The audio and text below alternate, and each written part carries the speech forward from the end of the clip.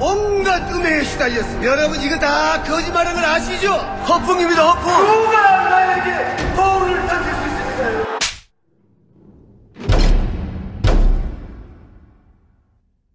공부를 시키는 건지 감금을 시키는 건지 내쫓아진 애들도 있다. 유별난 책임감으로 가르치는 학원. 다들 집에 가면 공부는 안 하잖아요. 주신 게임 아카데미. 한 달 후 불만족 시 수강료를 전액 환불합니다. 마카 이제 국내에서도 100%로 드실 수 있습니다. 딴지마켓에서 파는 마구 마카 남녀노소 모두에게 줬어.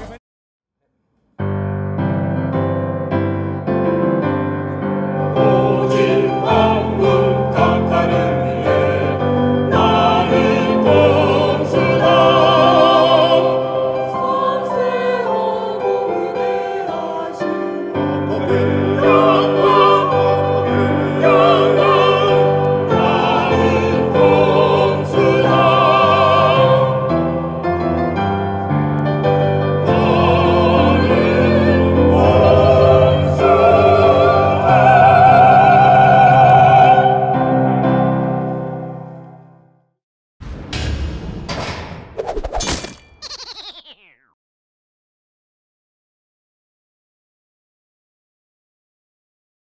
자, 각하 배웅 한방송 다스베다 제16회 시작하겠습니다.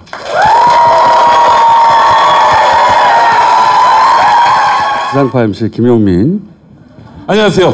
SBS 라디오 김용민의 정치 쇼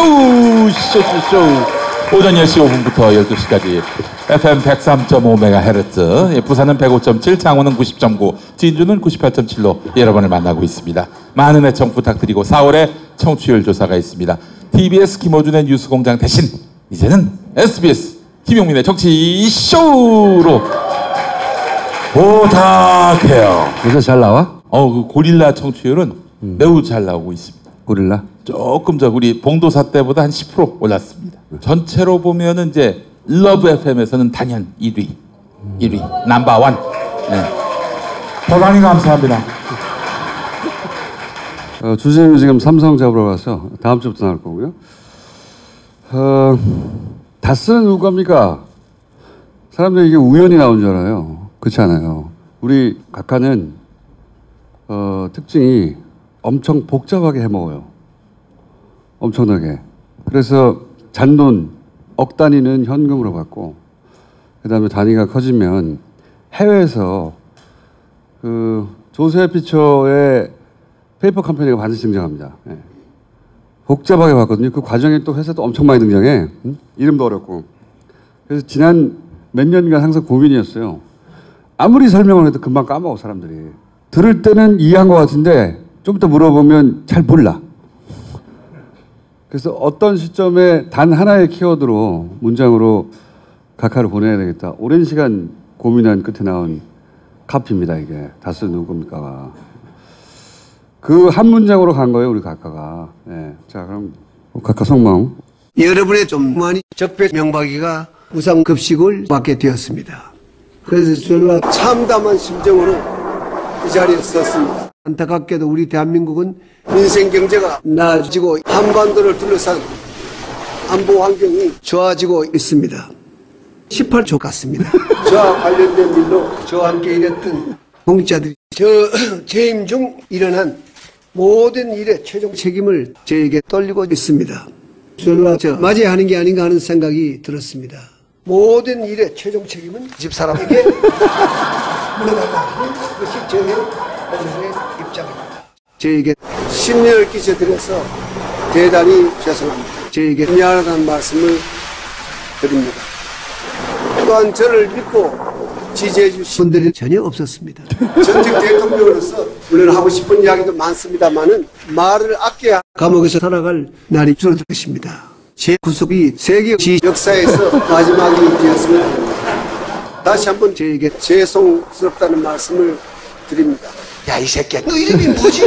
지훈을 새끼라고 명박이가 말씀드렸습니다. 내 이름은 뭐지? 이건 아무리 들어도 웃겨요. 앞으로도 영원히 웃길 것 같아요, 그거는. 네. 이 각하는 각하 일생을 찬찬히 들여다보잖아요. 찬찬히 훑어보면 오로지 돈을 위해서 산 인생이 보여요.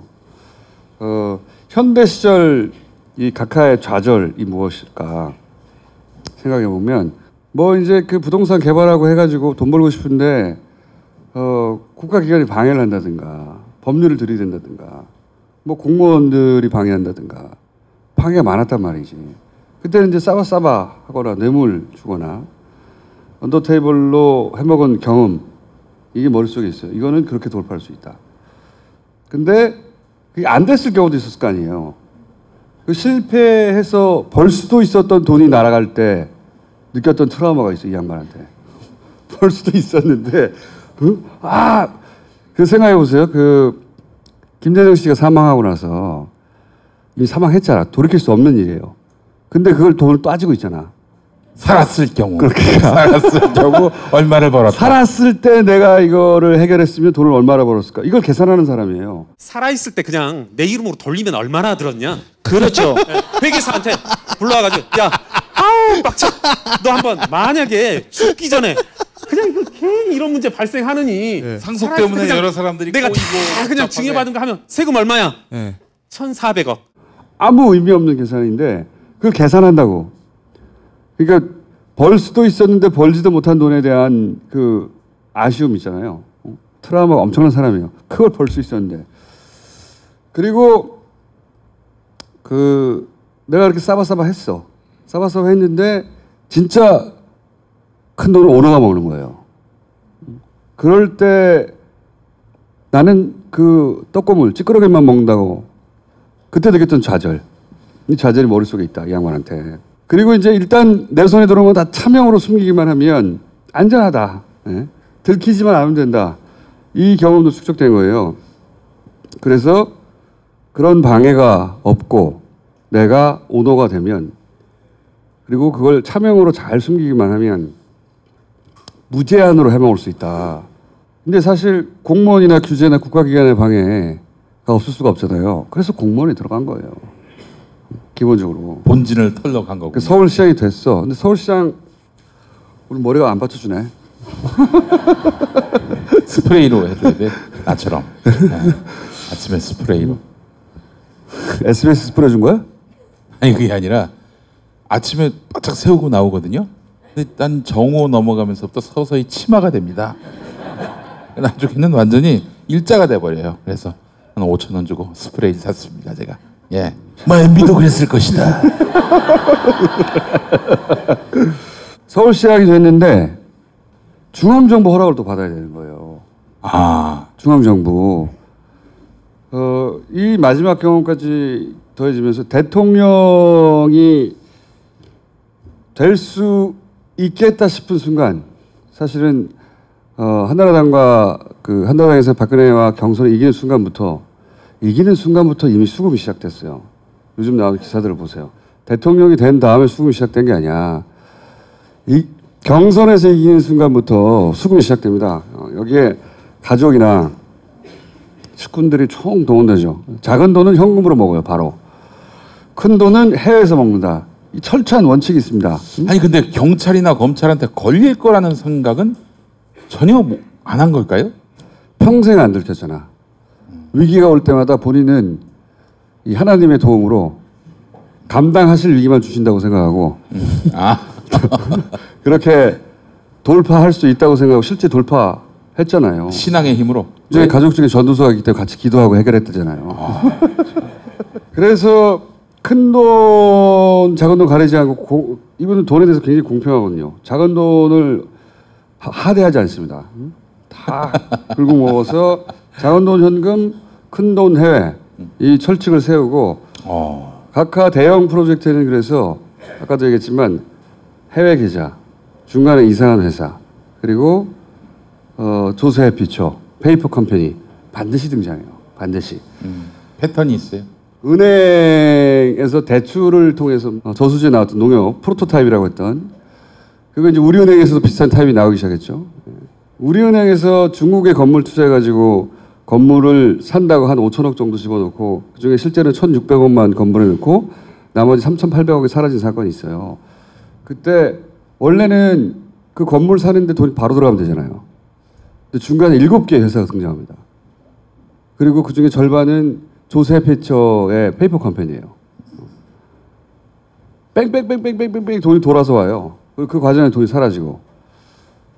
포스코 지난주에 다뤘지만 영국의 페이퍼 컴퍼니 등장하잖아요. 그리고 스위스로 돈이 사라지고. 그 다음에 조셉 해처로 가는 거예요. BBK 사건도 너무 복잡해서 거기까지는 안 다루는데 BBK 사건에도 조셉 해처가 등장합니다. 페이퍼 컴퍼니가 등장하고 실제. 그 주가 조작할 때 페이퍼 컴퍼니 등장해요. 너무 복잡하니까 거기까지 안 다루는 거예요. 네. 근데 이번 조사에서 이제 MB가 감옥 가면은 BBK 진실을 다시 규명할 수 있을까요? 해외에 있는 건 규명이 어려워요. 국내에 있는 건 어떻게든 뭐 어느 정도는 털 수 있는데 해외가 어렵습니다. 석유공사, 자원공사 다 비슷한 패턴이에요. 항상 포스코에서 해먹든 기업에서 해먹든 그리고 재벌 같은 경우에는 해외 지사 다 반드시 해외에서 합니다.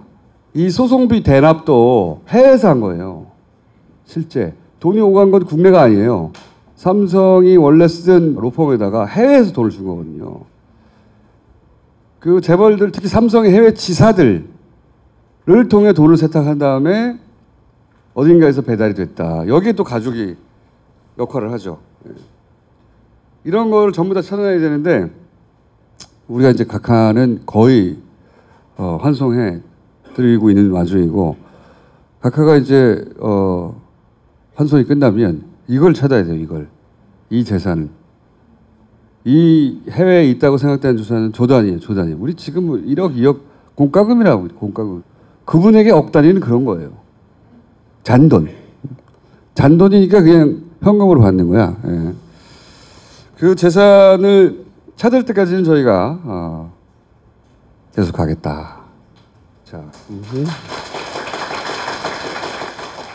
주진우가 이제 다음 주에 다시 나오니까 그 재산을 찾는 데 있어서 이제 중간에 큰 고리가 되는 이야기를 들고 오겠죠. 얼마나 들고 올지 모르겠는데 재밌는 얘기 하나 해드리면 관련 취재가 잘 되고 있었어. 잘 되고 있었는데 갑자기 뚝 모든 사람들이 그 연락을 끊고 만나주지 않는다고 합니다.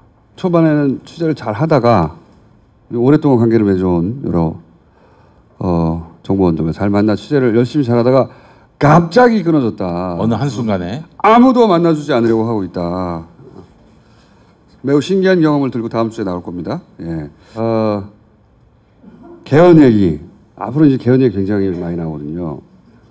각하를 보내려면 우리가 파파이스 시절처럼 이제 광범위한 주제들을 다시 다루기 시작할 텐데 개헌 얘기를 잠깐만 짚고 오늘 본론으로 넘어갈게요. 지난주에도 얘기했지만 지방선거 때 개헌하자고 한 건 원래 자유한국당이에요. 원래. 그리고 그쪽에서 원래 대통령이 주도하는 개헌에 대해서 그렇게 해야 한다고 주장했던 것이에요. 싹 뒤집었잖아요. 그 이유는 뭐냐면 지난번에 얘기했듯이 이번 지방선거는 다음 정권을 어떻게 먹을까 그 그림을 그리는 그 터닝 포인트예요. 그쪽에는. 그러면서 보수가 개헌에 대해서 하는 얘기를 잘 들어보세요. 이원 집정부제, 분권형 대통령제, 혼합정부 또는 뭐 협치 대통령제 끊임없이 이런 이상한 용어들을 사용합니다. 그러면서 좀 더 들어가면 대통령은 외치, 총리 내치 뭐 이런 얘기도 하고 원래 얘네들이 하고 싶은 것은 기본적으로는 영구 집권이죠. 일본처럼 되고 싶은 거예요. 자민당 맨날 먹잖아. 그걸 하고 싶은 거예요. 예. 그런데 우리나라 사람들은 대통령제에 대한 선호가 대단히 높아요. 내각제 하자는 말을 못하는 거예요. 그렇죠? 그래서 분권형 대통령제라고 붙이는 거예요. 실제로 원하는 건 그게 아니에요. 실제로 원하는 건 총리라고 쓰고 실제로는 대통령이라고 읽는 거예요. 걔네들은. 그러니까 우리가 대통령이라고 뽑은 사람은 외치니 뭐니 이렇게 일부 하고 국정 운영은 총리가 하는 그림을 원하는 겁니다. 그래서 대통령이 제왕적 어쩌고 그 키워드의 목표는 대통령의 권한을 축소하고 총리한테 많은 권한을 줘야 된다는 거예요. 그래서 박근혜가 개헌하려고 했던 것이 그 외치만 담당하는 반기문 대통령 그리고 내치를 담당하는 박근혜 총리 그 그림이 있었던 거 아닌가요? 박근혜 본인이 본인을 치지 않는 사람을 거기다 꽂으려고 했겠지. 근데 이 총리는 국회가 뽑아야 된다는 거예요. 그렇다는 얘기는 국민이 뽑지 않은 실질적인 대통령 권한을 가진 사람 뽑고 싶은 가지고 그렇지. 싶은 거예요. 그러면 총선에서만 이기면 되잖아요. 그렇죠? 자기들은 튼튼한 지역 기반이 있는 거야. 기본적으로 100개는 먹고 가는 거야. 거기다가 조금 그 소위 이제 중도라고 하는 그림을 그린 다음에 자기 편으로 끌어들이면 언제나 총리를 먹는 거예요. 계속해서. 끊임없이. 일본식으로. 그걸 원하는 거예요. 총리라고 쓰고 대통령, 국민이 뽑지 않는 자기들이 선출하는 대통령. 이렇게 읽어야 되는 겁니다. 목표는 아주 간단한 거예요. 복잡한 단어들이 이렇게 읽어줘야지 이 그림이 이해가는. 단어에 속으면 안 됩니다. 예. 국민의 지지를 폭넓게 받기 힘드니까 편법으로 국회에서 어떻게 이런저런 야합 타협으로 자기들이 이제 국가 권력을 먹으려고 했던 거죠. 지난 총선 때 끊임없이 노스트라다무스에서 얘기했던 거 있잖아요. 제3지대.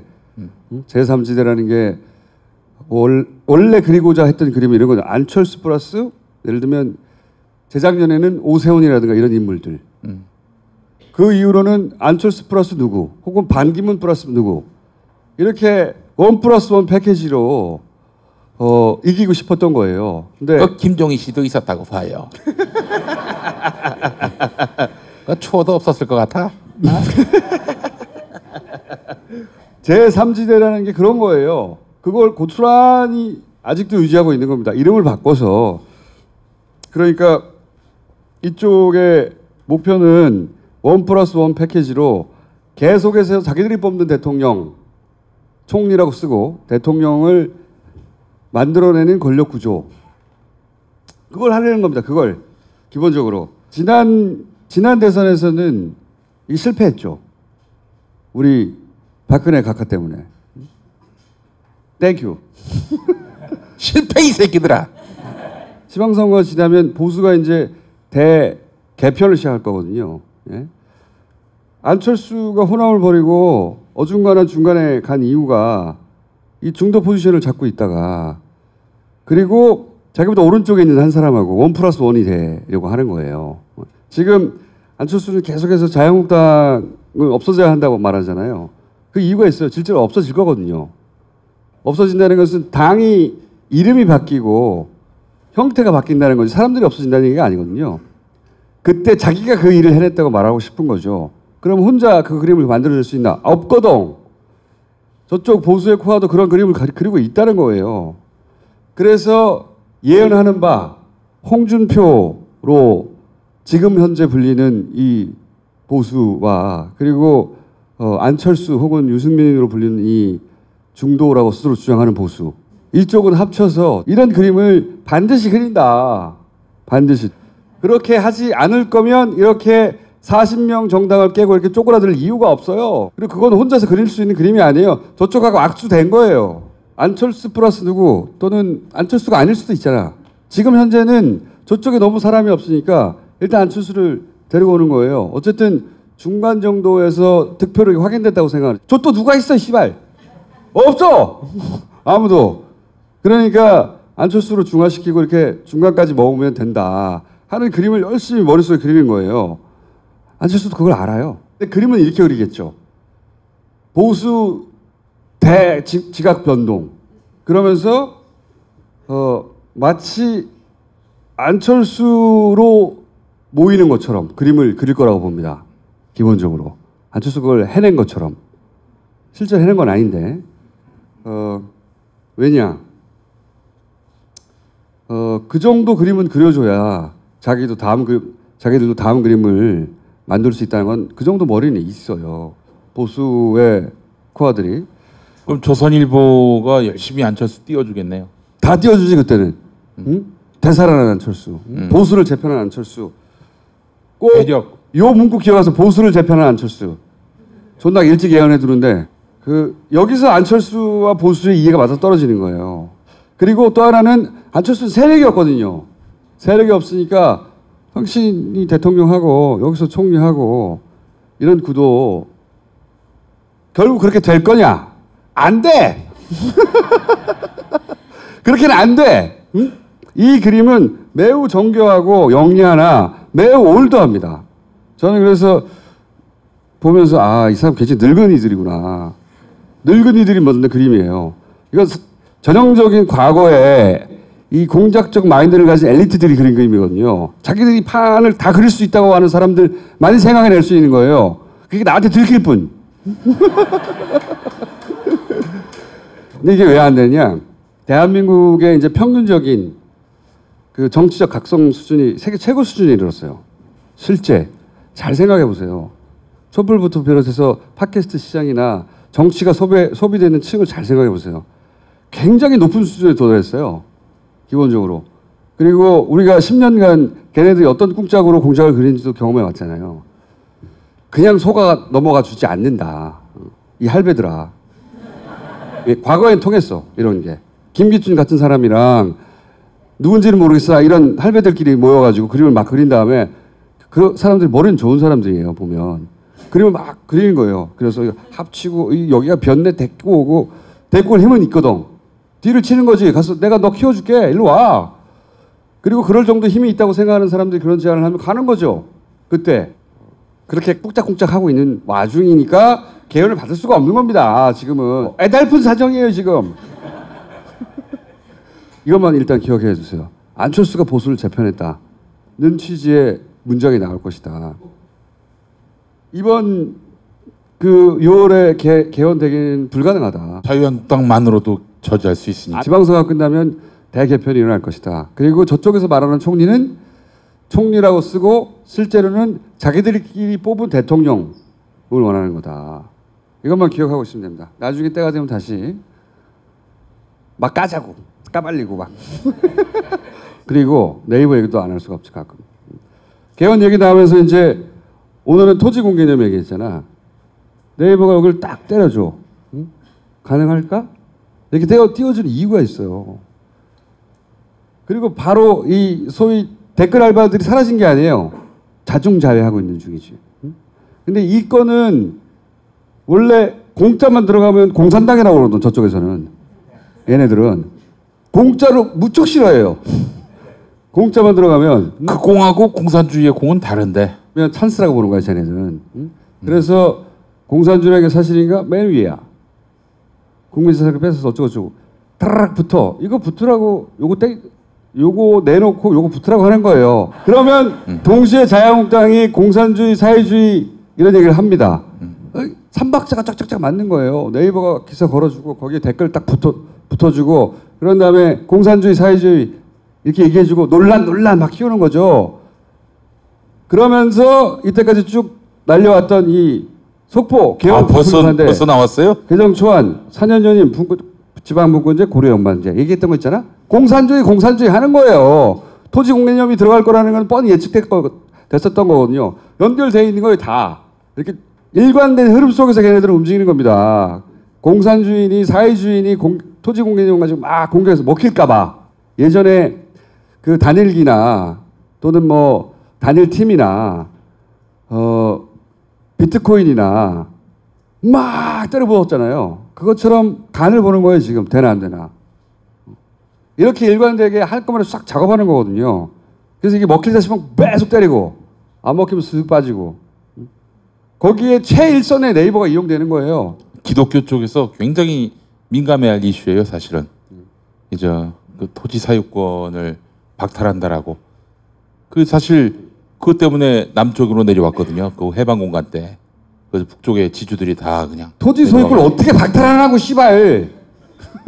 말도 안 되는 얘기지 한마디로 얘기해서. 말도 안 되는 얘기인데 그걸 계속 뿌려대는 거예요. 가장 최전선에서는 네이버가 있고 가장 밑단에는 이런 카톡이 있고 중간에 댓글도 있고 뭐 정당이 내는 성명도 있고 기사도 있고 말도 안 되는 소리인데 근데 노인네들은 또 먹혀요 또.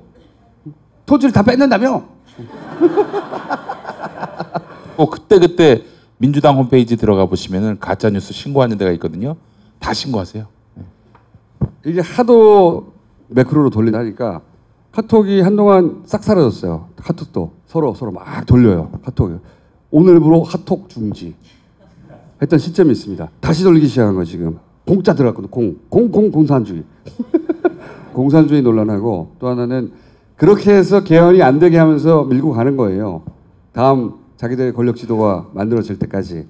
자, 약간 보이는 즉시 신고하시면 됩니다. 이거 진짜 이것 때문에 세게 한 방 타격을 가했어요. 옛 사람들한테. 누구? 이 글 올린 개새끼들한테. 네. 올린 사람들 있죠? 좆됐어요. 하여튼 소위 여론 조작의 기계가 이런 식으로 돌아가는 거예요. 저런 기사를 골라서 올려주고 댓글을 달고 여론인 것처럼 만들고 당에서는 때려주고 카톡은 돌리고 이런 식으로 해왔어요. 항상 여기에 뭣도 모르는 언론이 따라붙기도 하고 뭣도 아는 언론들이 의도적으로 따라붙기도 하죠. 여기 그 유포의 중간 지점에 서서 저 정도는 알고 하는 짓이고요. 예. 참 그럼에도 불구하고 한국갤럽 6개월 동안 여론조사를 봤는데 자유한국당이 9%에서 14% 이내에서 빠져나간 적이 없어요. 갤럽보다는 더 많이 나올 거라고 봐요. 난 한 15%에서 20% 왔다 갔다 한다고 저는 생각하는데 실제로. 근데 이제 온갖 이슈에도 불구하고 현재 문재인 혼자 하드 캐리를 하고 있죠. 문재인 대통령 지지율은 좀 출렁이기도 했잖아요.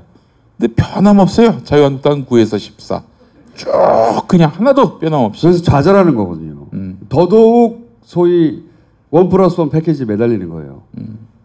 이 홍준표 대표가 점하고 있는 오른쪽 끝자리로는 안 된다는 건 누구나 다 알잖아요. 근데 그걸 버릴 수가 없어요. 거기에 자기 지역 기반이 있기 때문에 그건 버릴 수가 없거든. 그거 플러스 뭐가 필요한 거예요. 그게 필요한데 생각해보니까 저쪽에서 일로 넘어올 사람 안철수밖에 없는 거예요. 과감하게 버리고 갈 만큼의 이득이 거기 있었던 거거든요. 그분은 그 길로 떠나갔어요. 안철수 실망입니다. 자유한국당을 없애자 하는 게 자유한국당이라고 하는 물리적 정당을 없애자 하는 것이 그쪽하고는 손잡게 돼 있습니다. 네. 반드시. 혼자도 안 되거든요. 저쪽도 혼자 안 되고 이해가 맞아 떨어져요. 아니 그 꼬라지를 보는 홍준표 대표일까요? 바른미래당도 없어지고 자유한국당도 없어집니다. 대통합한 새로운 정당. 더 이상 보수라고 부르지 마라 우리를. 안철수 대표가 그러면은 서울시장 후보로 나옵니까? 그게 상관없어요. 떨어져도 상관없다. 만들어 줄 수 있다고 생각해요. 얘네들은 항상. 얘네들이 뭐 이런 포탈이나 혹은 조중동이나 미디어의 힘으로 그 어중간한 포지션까지 끌어올릴 줄 수 있다고 생각하는 거예요. 생각해보면 지난 대선 때 안철수가 갑자기 확 부상한 게 뭘로 부상했어요? 언론들이 그냥 막 갑자기 밀어준 거지. 뭐 있었나? 갑자기 지지율이 막 맞붙는다고 막 언론에 쏟아부었잖아. 그렇게 만들 수 있다고 생각하는 겁니다. 그걸 밀어올릴 힘이 자기들한테 있다고 스스로 믿는 사람들이 이제 할배들인 거지. 누군지 모르겠지만.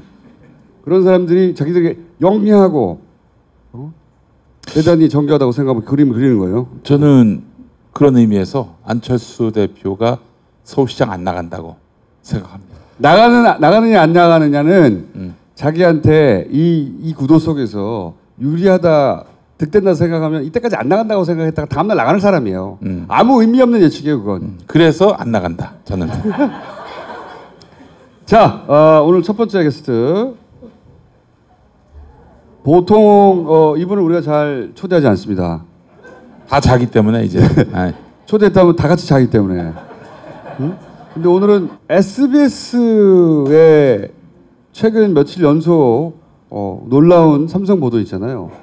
여기에 일조를 하신 분이 선대위 소장이에요. 라고 본인이 주장하고 있습니다. 선대위 소장님을 모시겠습니다. 안녕하세요. 반갑습니다.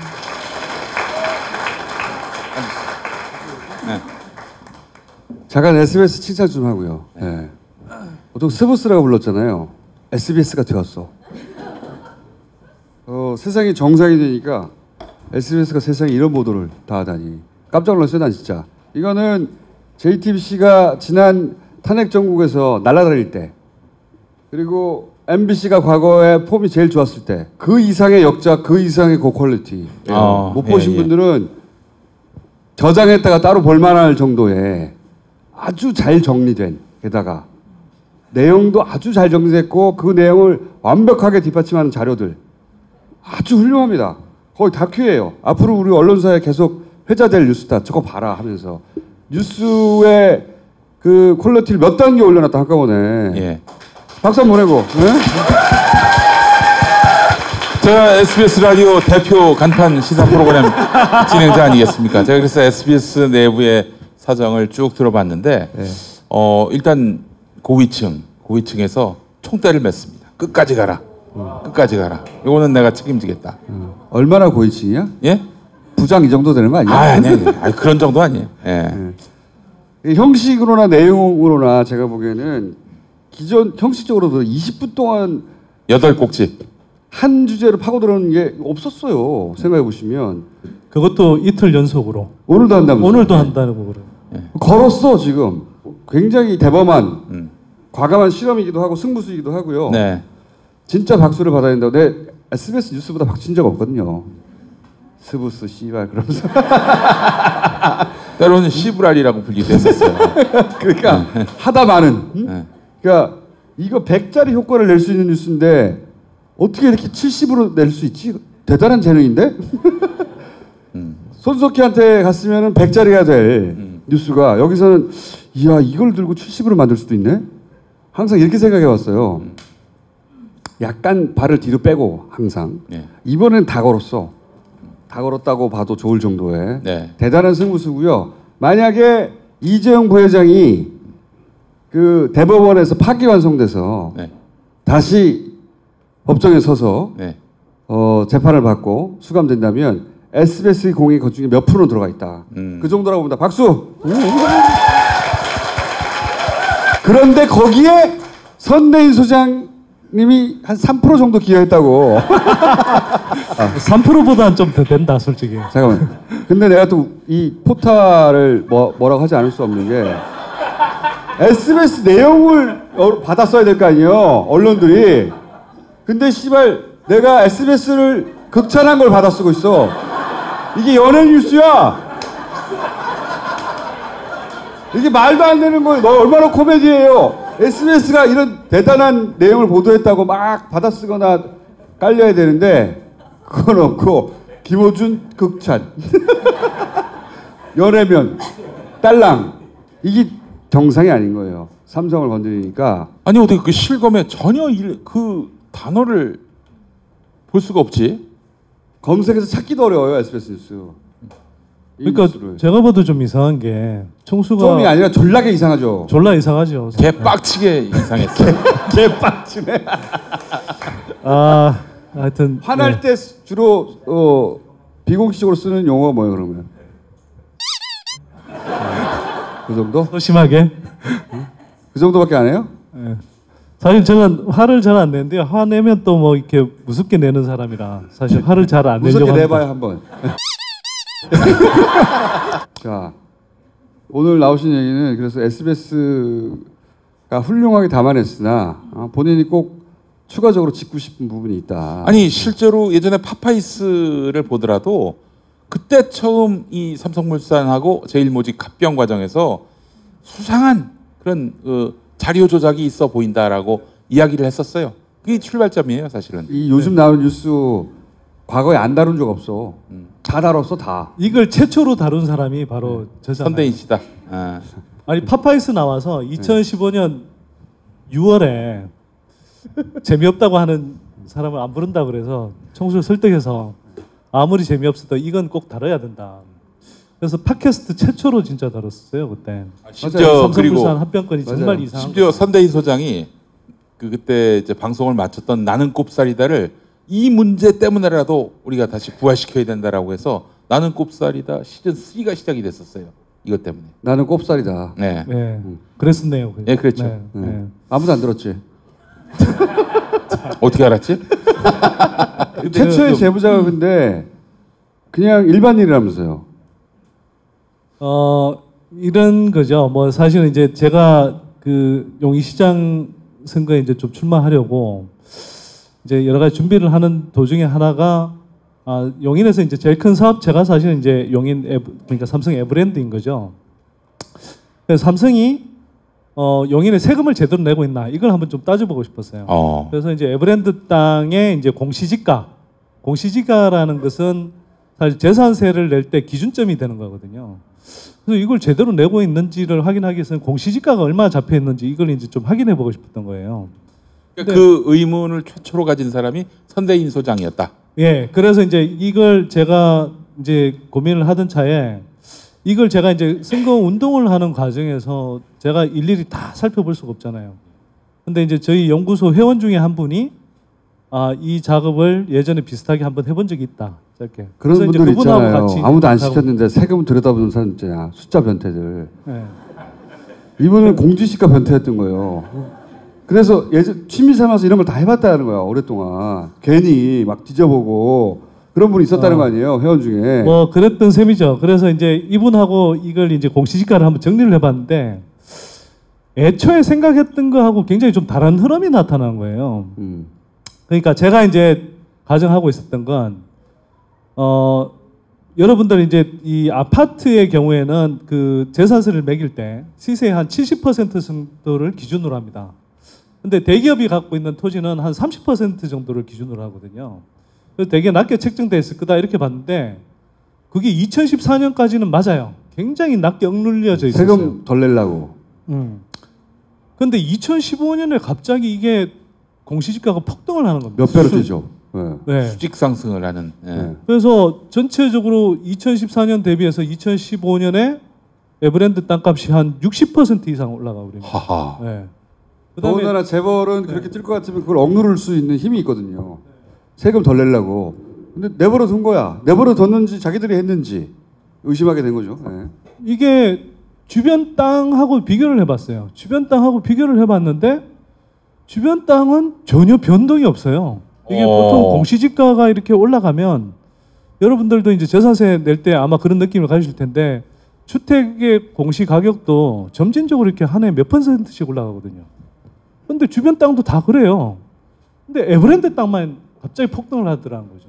그러니까 지금 저기 도표에서 보듯이 지도에서 보듯이 2014년까지는 이른바 삼성 에버랜드 땅의 이제 공시지가를 정하는 표준이 되는 땅이 하나 있어요. 그걸 이제 표준지라고 하는데 표준이 되는 땅이라는 거죠.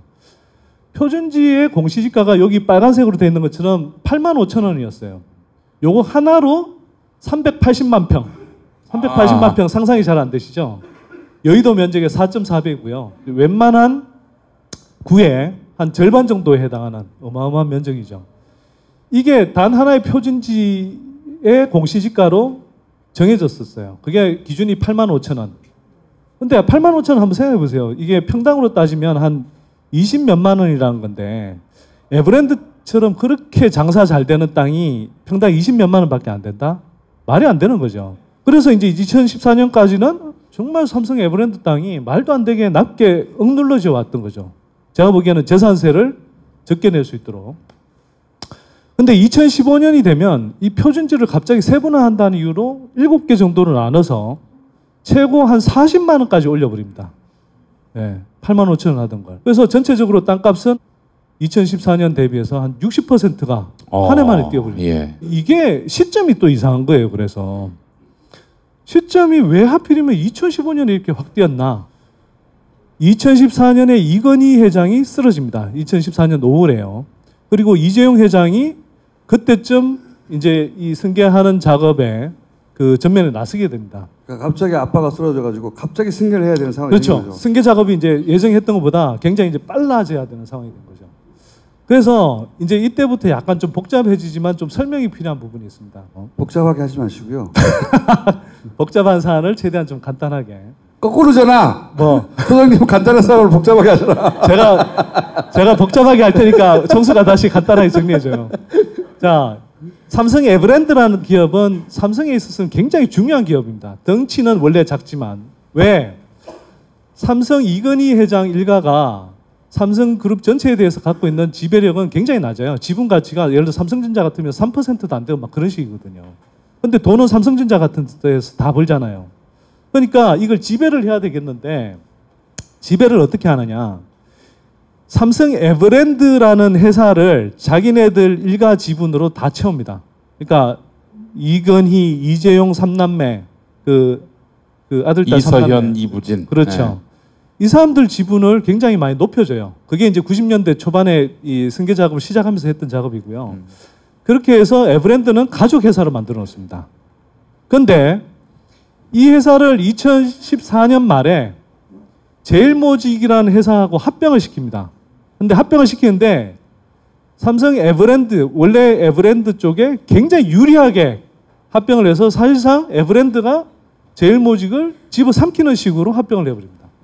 그런데 에버랜드가 이제 제일모직으로 합병을 하면서 이름은 제일모직 걸 갖다 쓴 거예요. 제가 볼 때는 이름 세탁을 하고 싶었던 것 같아요. 아니 근데 옷 만드는 회사가 놀이공원하고 무슨 상관이 있죠? 그러니까 말도 안 되는 말이잖아. 이제 상황이 된 이름 거죠. 세탁한 거라고. 네. 아 그 양털이 있어가지고 그 여기 에버랜드에 양이 있거든요. 예, 엄청나게 양이 몇 마리 있긴 한 것 같은데. 털이 얼굴에 팍 묻어 그냥 얼마나 큰 털이 깊은지. 자, 그런데 여기서 이제 끝나는 게 아니고 아 사파리 그 사자도 털이 많아요. 여기서 이제 끝나는 게 아니라 최종 목표는 제일모직, 그러니까 원래 에버랜드가 핵심이었던 제일모직으로 둔갑한 상태에서 제일모직 털모자. 이걸 예전에 우리 이제 그 삼성 레미안 아파트 짓는 삼성물산하고 또 합병을 시킵니다. 그게 2015년 7월에 이제 불거졌던 문제고요. 그게 이제 제가 그 파파이스 때 나와서 이제 이게 그 앞으로 굉장히 큰 분수령이 될 뭐 사안이 된다 이렇게 이제 말씀을 드렸는데, 자 이제 삼성물산하고 이제 합병을 앞두고 있는 거예요. 그러면 이 제일모직이 이건희, 이재용 일가의 지분이 굉장히 높아져 있는 상태죠. 그러면 다시 삼성물산을 사실상 집어삼키는 합병을 추진합니다. 이게 이제 본질이에요. 그래서 원래는 자산 가치, 매출, 영업이익 모든 측면에서 삼성물산이 제일모직보다 한 3배 정도는 더 가치가 있는 회사입니다. 근데 이걸 정반대로 뒤집어 버리죠. 삼성물산은 가치를 떨어뜨리고 제일모직의 가치는 확 높여버립니다. 왜냐하면 이재용의 지분은 제일모직에 다 있으니까요. 그러니까 에버랜드로 출발했잖아요. 그러니까 삼성 지분의 온갖 뭐 이런 가치나 뭐 여러 가지 저 뭐 자산 같은 것들을 그 똥값으로 만들어 버리는 게 제일모직하고 대등하게 만들기 위해서. 그렇죠. 그래서 실제로는 삼성물산이 한 3배쯤 가치 있는 회사인데 저 삼성 쪽에서 이제 합병을 추진할 때는 거꾸로 제일모직이 삼성물산보다 한 3배쯤 가치 있는 회사로 만드는 작업을 합니다. 그렇죠. 네. 그래서 삼성물산의 경우는 진짜 희한한 짓을 해요.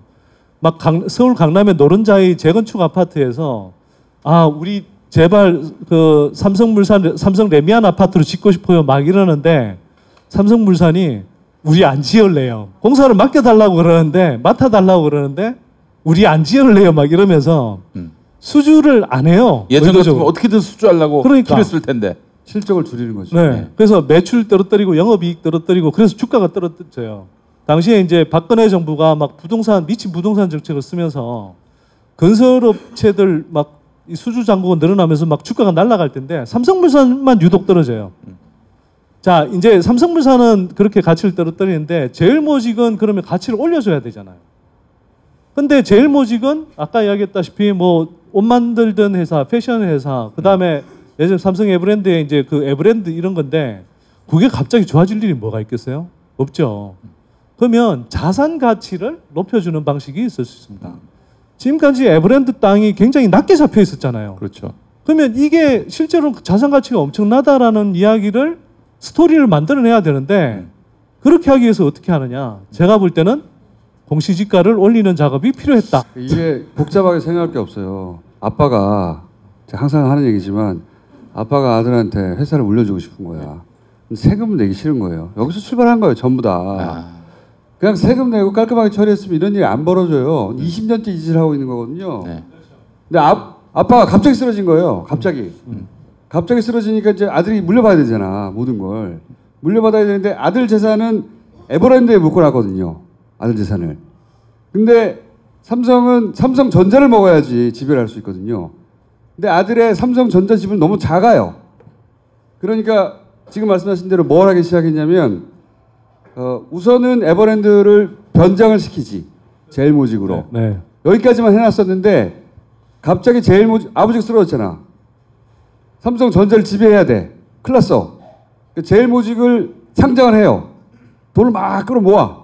돈을 끌어모고 지금 말씀하신 대로 그 삼성물산을 합병을 해야 돼요. 왜? 삼성물산을 통해서 삼성전자를 또 지배해야 되거든. 그러니까 삼성물산을 먹어야 되는데 그냥 먹을 수가 없잖아요. 그러니까 합병을 해야 되는데 이재용의 재산이 지배력이 많도록 해야 되잖아요. 원래는 제일모직이 훨씬 작아요. 삼성물산보다. 3분의 1밖에 안 돼. 근데 이걸 3배로 큰 회사를 만들어야 돼. 만들어야 되니까 삼성물산을 막 영업을 못하게 만들고 그리고 제일모직은 갑자기 에버랜드 땅값을 막 올리는 거야. 재산 많다고 만들려고. 그렇지. 그러다가 갑자기 공시지가 막 뛰기 시작한 거예요. 그거에 그거. 복잡한 게 아니라. 그렇죠. 갑자기 이게 나는 왜 불렀어 근데. 갑자기 막 이렇게 공시지가 자기가 다 하지. 그러니까 이제 엉돌로 같은 게 막 뛰고 그러는 거야. 그 공시지가 상승률이 전국 평균이 4.1인데 세종시가 막 새로 개발되다 보니까 세종시가 가장 많이 뛸 것으로 판단이 되잖아요. 네. 그게 보니까 15.5%. 네. 그런데 에버랜드는 비교할 수 없을 만큼 큰 370%. 가장 많이 뛴 필지가 370%. 근데 이제 네. 제가 또 여기서 그럼 좀 보자면은 그럼 왜 이런 일을 하느냐? 이재용이 삼성을 먹어야 되는데 삼성전자를 먹어야 되는데 그러려면 삼성물산을 가져야 되는데 그렇기 위해서 제일모직과 삼성물산을 합치려고 하는데 네. 근데 이제 문제는 뭐냐면은 이 삼성물산의 큰 지분을 갖고 있는 국민연금이 이걸 과연 가만 눈 뜨고 볼 것인가? 국민연금까지는 소장님이 한 게 없어. 여기까지 소장님이 한 거야.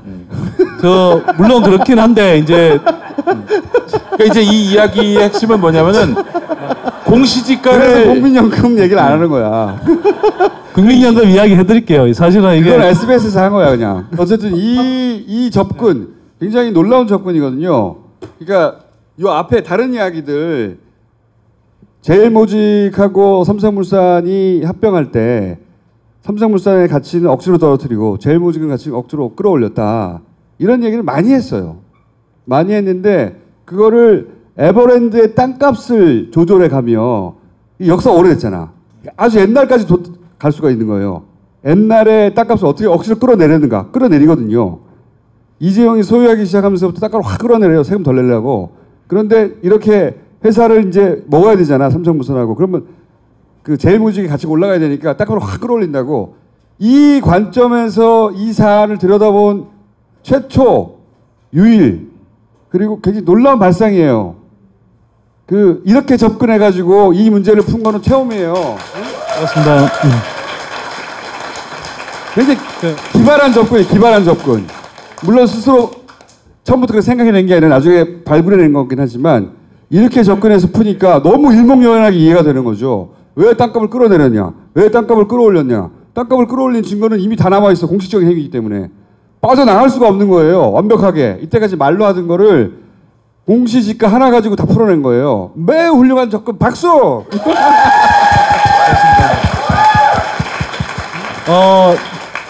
제가 청수 방송에 나오면 맨날 까이기만 했는데 청수한테.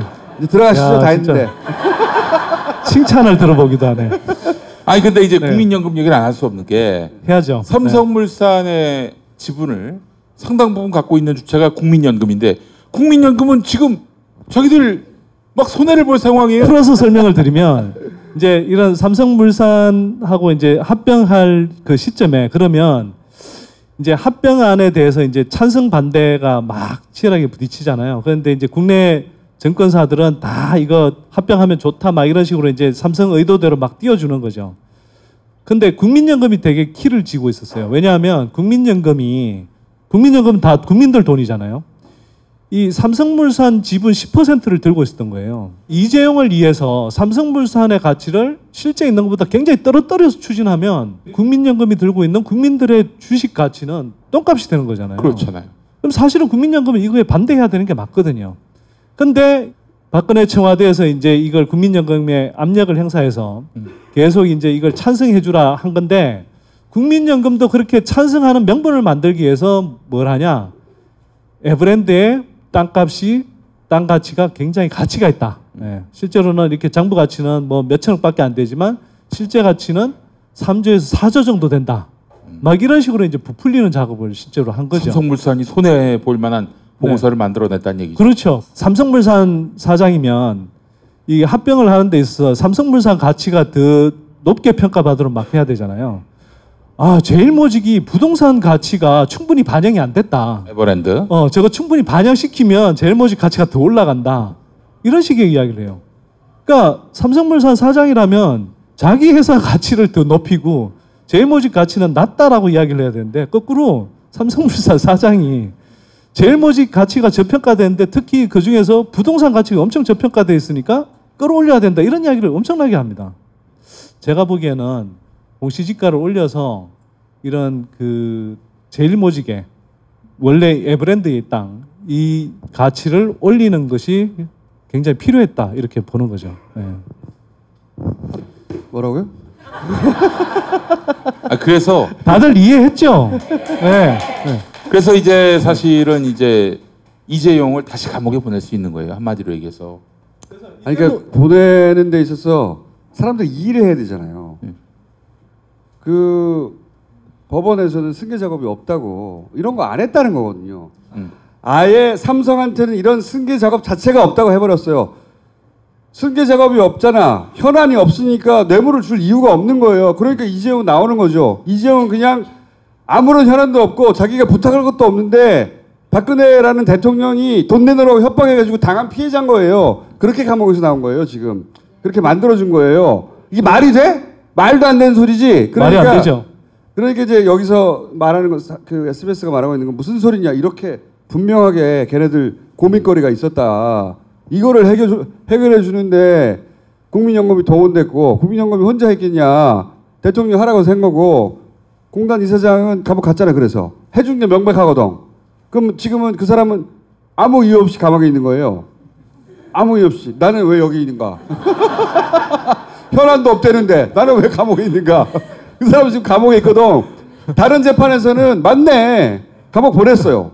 국민연금 그렇게 해줬네. 감옥 보냈는데 이재용을 뽑아내 줘야 하니까 씨발 이재용은 이런 부탁 안 했다는 거예요. 왜? 이런 현안 자체가 없으니까. 그런데 이제 SBS가 현안이 있구만. 자 봐라. 있구만 쫙 존나 오래 있었네 씨발. 그거를 보여주는 거죠. 그래서 이게 일반인들이 많이 보고 이해해야 되거든요. 그러면 그럴수록 있었네 라는 여론이 만들어지고 대법원에서도 사실은 야 현안 있는 거 다 알고 있는데 우리가 어떻게 그냥 보내냐. 뒤집어야지. 이런 여론의 힘이 필요로 한 때에 굉장히 좋은 교과서적인 내용인데 이걸 포탈이 안 풀어주고 있는 거지. 아무도 모르고 숨겨놓고 있는 거예요. 누가 했겠어? 삼성이 했지 이걸. 응? 아니 근데 삼성이 SBS의 광고 끊고 선대위는 용인시장 못되게 방해할 수 있지 않을까요? 선대위는 안 그래도 못돼. 공직선거법 위반이 안 될 것 같아서 내가 부른 거야. 안 돼. 근데 이 접근을 최초로 제공한 분이 맞아요. 네. 이렇게 공지시가로 접근해서 삼성의 승계 작업을 푼 최초의 시도이자 굉장히 깔끔하게 떨어진 설명이다. 제가 뭐 기초 자료를 제공하거나 이런 건 맞고요. 또 문제의식을 던진 건 맞는데 저는 SBS를 진짜 칭찬하고 싶어요. 그러니까 총수도 지금 이야기를 하고 있지만 사실 취재 초기에 이렇게까지 대대적으로 보도를 하고 또 이 깊이 있게 보도를 할 줄은 사실 생각을 저도 못했거든요. 근데 기대 이상으로 잘해주고 있는 거고 그래서 좀 SBS 탐사 보도팀에 대해서 좀 같이 박수를 한번 좀 보내주시면 어떨까. 이 2심 재판부가 이재용을 집행유예로 석방한 주요 근거가 경영권 승계 작업이 없었다 이건데요. 충분히 경영권 승계 작업을 염두에 두고 삼성이 움직였다라는 것을 보여주는 굉장히 아주 유력한 정황 증거는 저는 될 수 있다 이렇게 생각을 하고요. 그래서 이 부분은 여기서 끝나지 말고 SBS 취재팀이 할 수 있는 건 아무래도 한계가 저는 있다고 생각합니다.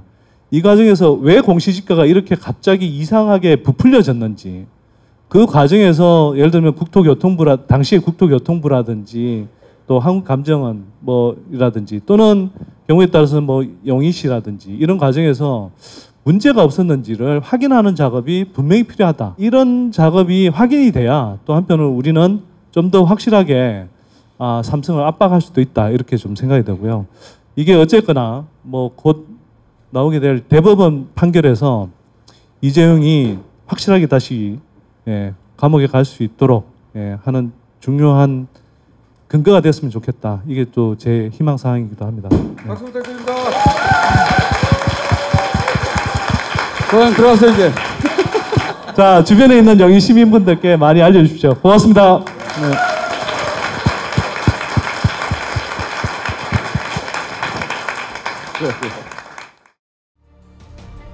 주지가 몇 개냐? 뭐? 뽀줄이다 닦아줄게. 난 딴지에서 최저가로 팔아. PP의 시간이 돌아왔습니다. 자, 게임 개발자를 꿈꾸는 분 계십니까? 게임 개발자가 되려면 뭘 어떻게 해야 하는지, 자격증이 있는 건지, 면허증이 있는 건지 궁금하시죠? 주변에 게임 개발자가 되고 싶어하는 친구나 혹은 가족이 있으신 분들 반드시 딴지마켓에서 주신 게임 아카데미를 검색해 보시기 바라겠습니다. 주신 게임 아카데미는 면밀한 면담을 통해서 원생을 가려봤습니다. 의욕이 없거나 적성에 맞지 않는 원생은 환불 후에 집에 돌려보냅니다. 원생들의 자율학습을 위해서 365일 내내 컴퓨터실을 개방합니다. 기획이니 디자인이니 다 필요 없고 오직 게임 개발에만 집중합니다. 게임 개발사의 인사 담당자가 먼저 면접 인원을 찾는 곳이 바로 이 주신 게임 아카데미입니다. 자, 수료 과정이 끝나도 취업이 될 때까지 책임지는 곳입니다. 딴지일보 기자가 가서 현장 검증 마쳤습니다. 자, 우리 이시영 씨, 기술도 없이 그냥 아버지 재산만으로 어떻게 편하게 인생 살려고 하지 말고 지금이라도 늦지 않았습니다. 기술을 배우세요. 기술을. 주신 게임 아카데미가 미래를 열어드립니다. 자, 딴지마켓에서 압도적인 재구매율을 자랑하는 마고 마카. 카카만 있는 것이 아니라 마카가 있다. 마카. 네, 페루의 산삼으로 불리는 마고 마카. 예, 정말 좋은 품질의 마카만 공급합니다. 인삼과는 다르게 그냥 드셔도 쓰지 않습니다. 네, 달리 페루 산삼이 아닙니다. 자, 모든 저처럼 잘 드시는 분에게도 또 김어준 총수처럼 고기 편식하는 분에게도 모두에게 좋습니다. 마약 좋아하시는 어떤 분, 젊어서 마약을 하면 어떡합니까? 마약 대신에 마카를 권합니다. 딴지마켓에서 팔고 있습니다. 14년 동안 마카만 생각한 회사가 만듭니다. 페루비안 네이처의 마고 마카. 이거 정말 전설의 누룽 현미를 할 만하구나. 앰푸드 누룽 현미. 지금 딴지마켓으로 오시면 전설의 누룽 현미를 맛보실 수 있습니다. 가볍게 한잔 하시죠. 나 차 가져왔는데. 아예 착한 콜 대리운전이 있잖아요.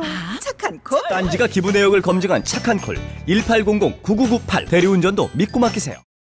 요즘 핫한 서비스인 팟캐스트. 누구나 팟캐스트를 만들고 들을 수 있는 파티를 소개합니다. 그럼 나만의 방송국을 만들어 볼까요? 먼저 파티 앱을 다운받고 방송국 만들기 버튼을 클릭. 이후 개설하기만 누르면 끝! 정말 간단하죠? 이제 멋지게 편집된 방송을 올려볼까요? 각 항목의 정보를 입력한 후 올리기만 누르면 간편하게 완료! 나만의 스튜디오 파티, 지금 만나보세요.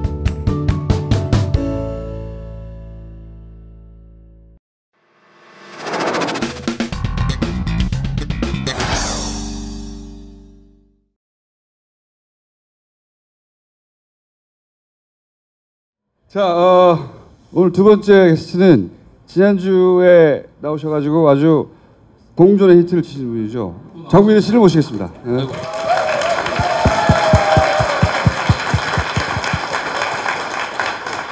지난주는 뭐 그야말로 포스코 그리고 안철수, 뭐 이 정도로 끝났습니다, 사실은. 네. 그분의 재료는 포스코 안에 더 무궁무진하게 많이 있습니다. 저는 이제 큰 것만 살짝 보여드린 거고요. 혹시 이런 다스베이더 같은 이 음습한 팟캐스트에 나오신 이후 주변에 연락은 받지 못하셨어요? 너 거기 왜 나갔어?부터 시작해가지고. 제가 솔직하게 말씀드릴게요. 제일 먼저 연락 온 곳이 사정기관들이 연락이 왔어요. 사정기관들이. 네, 그래서 저도 깜짝 놀랐어요. 우리 방송을요. 네. 딴 사람 안 봐도 기관들이 봅니다. 네. 기관들이 봐요. 저도 깜짝 놀라가지고 아니 이걸 보시냐 그랬더니 그 사정기관에서 정보하는 사람들 치고 이 방송을 안 보는 사람이 없다. 다 본다. 그러니까 정보의 보고거든요. 네. 아니 그러면 내가 이렇게 하고 웃지마 진짜야. 진짜예요, 진짜예요. 최고급 정보야. 아니 그러면 내가 야이 이거 다 봤을 거 아니야 그건. 큰일 난다 이거. 야, 너는 혹여라도 혹여라도 다음 생에라도 출마하면 다 걸려. 첫 연락 온 곳은 제가 좀 말씀드리긴 뭐한데 모든 정보가 보이는 곳에서 연락이 왔고. 흥신소. 네. 흥신소. 국가공인 흥신소. 흥신소. 예. 저는 솔직히 저희 우리 총수님 딴지일보 시작하셨을 때 그 딴지일보의 팬이었었어요. 네, 딴지 팬이었고 그리고 팟캐스트는 솔직히 제가 볼 시간이 없었었어요. 네, 그래서 많이 못 보다가 그 말씀을 듣고 나왔는데 그 영향력을 보고 굉장히 놀랐고. 하여튼 기관들은 다 봐요. 네, 다 보고 그리고 생각해 보세요. 다스에 관련해서 우리가 한 최소한 4개월, 5개월 먼저 했던 뉴스 그대로 지금 뉴스가 나오잖아요. 그때는 잘 안 믿었지. 사람들이 긴가민가 했을 텐데 가장 빠른 정보, 가장 정확한 정보. 게다가 사실은 한 7년 정도 빠른 정보예요. 7년 전부터 했던 얘기들이거든요. 그러니까 5달 후의 이야기를 우리가 하고 있어요 지금 거의 짧아도. 그러니까 5달 후에는 포스코가 이제 그야말로 뒤집어지고. 포스코 쪽에서는 연락 없었습니까? 포스코 안팎의 분들이 연락이 많이 오시죠. 뭐 밖에 있는 분들. 안에 계신 분들은 뭐라 그래요? 안에 있는 분들을 쇼킹하죠. 왜냐하면 그냥 오늘도 아마 그 말씀을 드릴 텐데요. 쉽게 얘기하면 포스코라는 고래거든요. 안에 있는 분들은 내장에 있는 거예요. 저 역시 내장 안에 있었고. 그러면 특히 어떤 내장 쪽에? 저는 간을 좋아하니까 간에 있었다고 할게요. 천엽. 앞으로 천엽에 있던이라고 하세요. 포스코 천엽 쪽에 있던. 그렇기 때문에 이 고래라는 몸통이 어떻게 뜯기고 있는가를 전혀 알 수가 없어요. 그럴 수 있죠. 전혀 전체 모습을 볼 수 없으신 거거든요. 근데 지난번 방송으로 그 내장에 계신 분들이 살짝 보신 거죠. 살짝. 오늘은 어떤 포인트를 짚어주시려고? 자, 오늘은 MB 자원외교의 몸통이 포스코라는 그 포인트를 가지고. 자원외교의 몸통은 포스코다. 실제로는. 앞으로 이거 몇 강까지 할 수 있어요? 케이스는 끝도 없이 많아요. 많은데. 그냥 우리 저 팀장님 멤버로 합시다. 멤버로 그냥. 이게 너무 자세히 아는 내부자에서 나온 이야기다 보니까 그리고 또 그 전달력이 되게 좋으세요. 그렇죠. 속속 이해가 돼. 감사합니다. 선대인 소설가 극과 극이야. 감사합니다. 용인 시장 나가보실 생각 없어요? 선대인 시장 안 될 것 같은데. 자, 오늘 출발해 주세요. 자원개발 얘기를 시작하기 전에 고래 해체팀 얘기를 잠깐 조금만 드리고 들어갈게요. 아마 고래 해체팀이 있다. 네, 고래 해체팀. 우리가 흔히 얘기하는 기업 사냥꾼이에요. 기업 사냥꾼 이들을 주목하셔야 됩니다. 산토스와 완벽한 페이퍼컴 EPC를 사고 살 때 해외로 돈이 나가죠. 증자하고 또 돈이 나가죠. 또 팔고 또 해외로 돈이 나가죠. 기업 사냥의 패턴입니다. 요게 계속 반복되는 겁니다. 사이즈만 커지는 거예요. 포스코라는 사이즈로. 고래 해체팀이 전체 포스코를 가지고 이 패턴을 쓰고 있어요. 자, 요거의 예로 포스코 건설, 포스코 엔지니어링을 설명을 드릴게요. 자, 포스코가 제 홀딩 컴퍼니 엄마 기업이고요. 그 밑에 아들 기업이 포스코 건설이에요. 건설의 계열사가 포스코 엔지니어링이에요. 그러니까 손자 기업이라고 하죠. 포건과 포엔이 산토스와 EPC를 삽니다. 그래서 포엔 쪽에서 계속 EPC에 돈을 내보내는 거예요. 그러고 나면 어떻게 되죠? 포엔이 망가지죠. 그럼 망가졌기 때문에 어떻게 해야 되나요? 포건은 포엔을 흡수해요. 그럼 이제 포건이 계속 망가지는 사업들을 하는 거예요. 돈을 계속 퍼내요. 그럼 어떻게 되나요? 그 다음에는 포스코가 포건을 흡수하겠죠? 자, 이제는 포스코예요. 포스코가 또 망가지는 일들을 계속 지금도 계속 그 일을 동시에 하면서 하는 거예요. 그럼 포스코가 망가지죠? 그럼 그때 누가 나타날까요? 이들의 돈이 나타나는 거죠. 이들의 돈은 두 가지로 나타날 수 있는데 해외 자본이라는 이름으로, 또 하나는 국내에 있는 MB의 흔적이 굉장히 많이 나는 자본들이 있죠. 예를 들면 미래에셋이라든가 등등등등. 이런데 아니면 기업이 포스코를 인수하겠다고 나오는 거예요. 그럼 결과적으로 이건 뭐냐면 MB가 포스코를 먹는 구조입니다. 이 일이 지금 쭉 진행되고 있는 거예요. 말씀하신 건 굉장히 중요한 내용인데 다시 좀 설명해 주세요. 포엔이 계속 부실 사업들에 돈을 대고 막 그러면서 망가져요. 포엔이 똑같이 EPC를 샀어요. 그러면 EPC의 손실, 이건 페이퍼컴이에요. 손실이 났대요, 페이퍼컴이. 그러면 포엔 둘 다 똑같이 그 손실을 회계 장부에 올려야 되잖아요. 포엔만 올리는 거예요. 포건은 안 올리고. 그러면은 포엔 쪽에 계속 적자가 쌓이겠죠. 적자가 쌓이고 나중에 산토스 케이스에서 돈을 잃은 것이 포스코 건설과 포스코 엔지니어링이었는데 그 적자를 다 포스코 엔지니어링이 떠안는 것 구조로 처리를 한다. 그렇죠. 장부상으로 계속 포엔을 적자로 만들어 놓고 사업을 더 이상 유지할 수 없는 상태로 장부상으로를 만들어 버린다. 그렇죠. 그렇죠. 그때 포엔에 또 해외 사업 인도네시아에서 진행하던 발전소 있어요. 메락 발전소. 여기서 많은 적자가 납니다. 그 적자를 메꿔주기 위해서 돈이 또 막 나가죠. 그러면서 포엔은 완전히 망가져요. 그 포건이 이걸 가지고 옵니다. 포스코 엔지니어로부터 빼먹을 거 다 빼먹고. 그렇죠. 회사는 망가졌어요. 그러니까 네. 합병을 시켜서 이제 포스코 건설과 포스코 엔지니어링 합병이 됐어요. 네, 그런 다음에 포스코 건설을 통해서 뭘 합니까? 예를 들면 자, 브라질 산토스에 작년에 2,500억인가 자금을 급히 보내요. 포건 역시 지금 상태가 안 좋거든요. 안 좋은데 돈을 확 보내죠. 직원들이 이해를 못하죠. 본체가 살아야 되는데 아니 왜 저기 브라질 저쪽에다 돈을 퍼주고 난리냐 이런 얘기를 하죠. 포스코는 네. 그러니까 네. 보시기에는 단계적으로 계열사들을 먹기 시작해서 뽑아먹고 본체까지 지금 뜯어먹고 있는 와중이다. 그 고래 해체팀이 정주영 말년에 포스코를 삼성에게 넘기려고 했었어요. 원래. 그래요? 네. 오. 근데 그때 참 창업자인 박태준 씨의 아들 박성빈 대표가 큰일을 하셨어요. 너희들 그 일 진행하면 내가 오픈할 거야 하고 나온 거예요. 그래서 계획을 수정하는 거죠. 한 텀 더 가자. 우리 사람 한 번 더 세워서 이번에는 역으로 빼먹자. 그 계획으로 가는 거예요. 그리고 또 하나 중요하게 짚어야 할 포인트가 다 기억하실 겁니다. 이상하게 이명박근혜 9년 동안 국내 SOC에 해외 자본들이 많이 들어왔어요. 아, 맥커리. 맥커리가 대표적이죠. 네, 그렇죠. 맥커리 대표적인데 맥커리는 이제 이상득 아들하고 연결돼 있고. 네.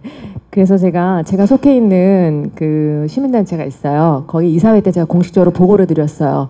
저는 그 이명박근혜 9년 동안 국내 SOC, 그러니까 우리 다리니, 뭐 기린이, 철도, 지하철 있죠. 여기에 투자한 해외 자본 랭킹 1부터 10까지 뽑아서 얘네들을 지분을 역추적하는 거예요. 복잡하게 돼 있을 겁니다. 분명히.